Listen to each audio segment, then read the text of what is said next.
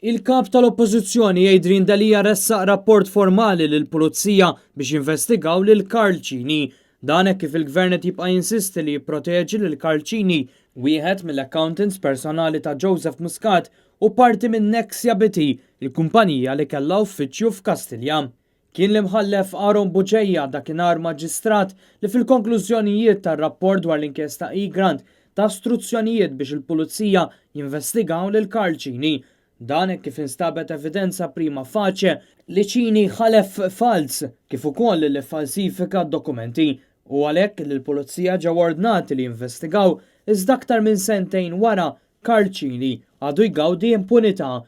Aħna maħniex ħanoqogħdu kwieti, aħna irsistejna biex joħroġ dan ir-rapport, aħna ippubblikajna dan ir-rapport, għandkom kopja ta' dan ir-rapport u nibqgħu għaddejjin pass wara pass dak is-sejbien illi hemm, it-tiftix li jrid isir, l-investigazzjonijiet illi jridu jsiru sabiex f'pajjiżna ssir il-ġustizzja, tidher li qed issir il-ġustizzja, il-poplu jkun jaf il-verità kollha mingħajr ma nħarsu lejn l-uċuħ ta' ħadd. Kien għalhekk li l-ħadd li għadda l-kap tal-Oppożizzjoni Adrian Dalija ta' 48 siegħa ċans lill-Gvern biex jitlob li ssir l-investigazzjoni.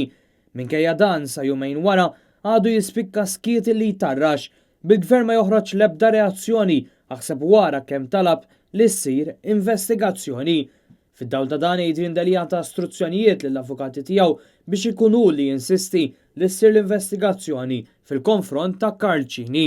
Sadattant, waqt li Adrian Dalija kien għadu bil-kemm ħareġ mid-depo tal-Pulizija, il-korp ħareġ stqarrija biex jgħid li l-investigazzjonijiet dwar ir-rapporti Grant għadhom għaddejjin.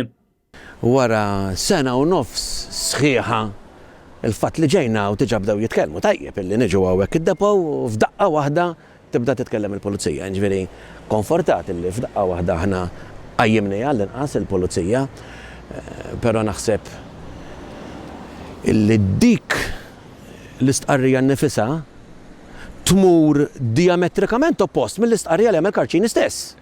Illi ftit wara li ħareġ ir-rapport Grant għax qabel ma qal xejn, mar jgħid li dak kienet misunderstanding.